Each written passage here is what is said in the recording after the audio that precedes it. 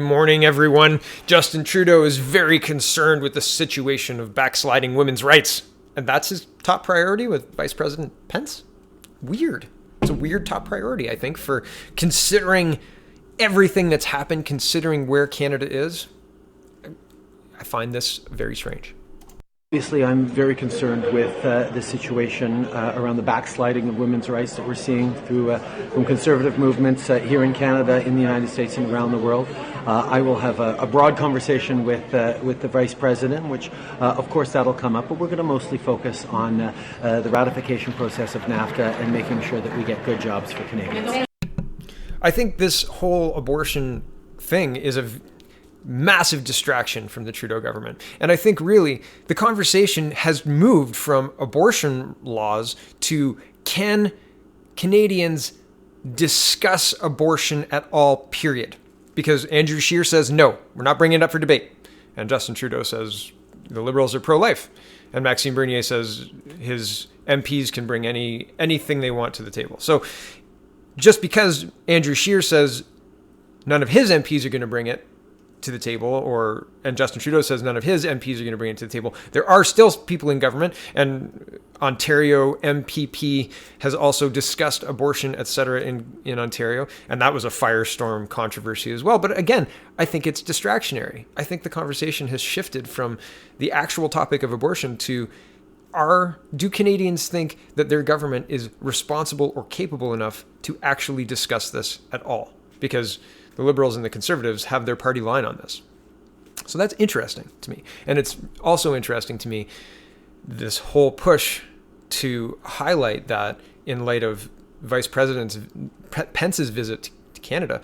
And when there are other more important things on the table.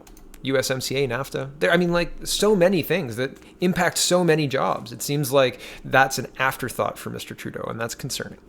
Here is Global News reporting, and I was talking about the bad marijuana laws, the bad driving laws, the bad changes to those laws to cover impairment under marijuana, et cetera, et cetera, et cetera. And I said it's going to have unintended consequences, and it's not going to stand up in a courtroom. Here we go. Global News is reporting, Nanaimo woman wins court challenge over forced breathalyzer test hours after driving. So the first one is, here we go. A Nanaimo woman says her rights have been violated because of new federal drunk driving provisions. Lee Laurie says she was recently at her sister's home in Maple Ridge when she received a call from the RCMP stating they had a very personal issue they needed to speak to her directly about. She assumed it was a family emergency and invited them into her home. They said this was a personal issue and they needed to speak to me about it. I immediately thought something had happened to my family member, Laurie said. Laurie and her boyfriend had traveled to Maple Ridge en route to pick up his children in Williams Lake. On the way to her sister's house, the group stopped at the local pub for lunch. They each had one cocktail with the meal and headed home. When they arrived at home, they sat by the pool and had a few beers. Without any plans to leave the house that day, the police arrived at the home about 2 hours after they got home. Under the federal government roadside provision, police are legally allowed to request a breathalyzer without any signs of impairment. The test can be required within 2 hours of a driver being on the road, even after someone has returned home and had alcohol to drink.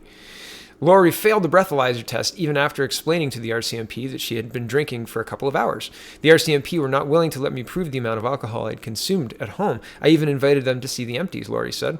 It was like living in a communist country with no rights. I felt violated.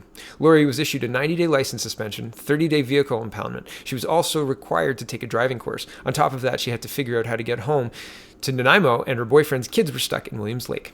Laurie eventually won her case in court, but she will never get back the expenses she had to pay, nor the legal fees. In total, Laurie says the ordeal cost her about $3,500 with the lawyer expenses, travel, taxis, and vacation hours. This was devastating to my livelihood, Laurie said. I have never had a traffic violation in 25 years. It was horrible. Global News has reported extensively on the issue with federal government's new rules. And here's another one. And this is a 76-year-old Victoria woman who has Bell's palsy and couldn't form a seal. Okay, here it is. Yeah, right. I thought I highlighted it. Quote, I just didn't seem to be able to blow enough to make a reading on her instrument. I ended up doing 5 or 6 tries and still couldn't do it. I was feeling very stressed and ill, and the officer told me she was going to impound my car and take my license. Dowler told Global News. I realized it was my Bell's palsy. I'm not able to form that seal to do the sobriety test. Bell's palsy is a medical condition where face muscles are weakened. In McLeod's case, she was pulled over after leaving a liquor store near her home. She showed no signs of impairment and was pulled over in order to conduct a breathalyzer test. After blowing 9 times, she was unable to make the machine register and had her car impounded, her license revoked, and even after a doctor produced a note saying that she couldn't physically breathe hard enough to pass the test, she failed an appeal. McLeod survived mouth cancer, wearing a mouth implant, and has COPD, a respiratory illness. Just unbelievable, and it gets worse. CBC News reporting today, and this is May 30th, 2019, shoplifting and other petty crimes are being dropped by courts. And this is Nova Scotia. Across Canada, people accused of petty crimes like shoplifting, minor assaults, and fraud are walking free because the justice system doesn't have the time to deal with their cases, as it struggles to move more serious crimes through the courts. The president of Canadian Association of Crown Counsel says cases involving less serious crimes,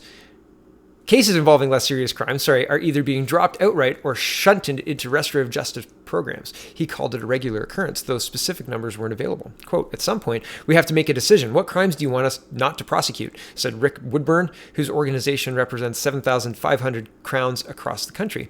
And as you can see, it starts falling at the bottom. And sooner or later, we're going to decriminalize because we're not prosecuting certain types of offenses. Prosecutors are choosing to focus on major crimes like homicide and sexual assault because of what's known as the Jordan decision, a Supreme Court of Canada ruling issued in July 2016 that found the drug conviction of Barrett Richard Jordan had to be set aside because of an unreasonable delay. The court then set down new rules for unreasonable delays. In provincial court, if a case is delayed by 18 months, it's considered unreasonable. In Superior Court, 30 months is the limit. I want to pause here for just a second. That incentivizes lawyers to delay. So you can have delay motions all sorts of reasons, right? And so having this rule, this law in place, once you get to trial, you're incentivized to make it last 30 months. And as soon as it hits 30 months, sorry about your luck, done, right? You can't retry me. Time's run out. They've set a clock to incentivize defense counsel to kick the can down the road as long as they can. They have incentivized further wreckage of our judicial system through this court decision. It's incredibly concerning. Like, wow. Okay, back to the article. Woodburn said that's led to courts adopting a triage system where the worst, most serious crimes are focused to get them through the courts quickly and avoid the chance of the case will be thrown out because of delays. Quote, lower end charges are being triaged and falling off our radar because we have to keep an eye on the bigger cases of the homicides, sexual assaults, robberies, said Woodburn. When we look at our schedule, we have to make sure they're falling within the Jordan timelines and that court time is not getting eaten up by fraud under $200. Just because a crime is considered petty by the court doesn't mean it doesn't have an impact. The Retail Council of Canada is worried about shoplifting cases being dropped. The council represents over 45,000 retail merchants across the country. It's really concerning for retailers of all sizes, said Jim Cormier, the council's Atlantic director.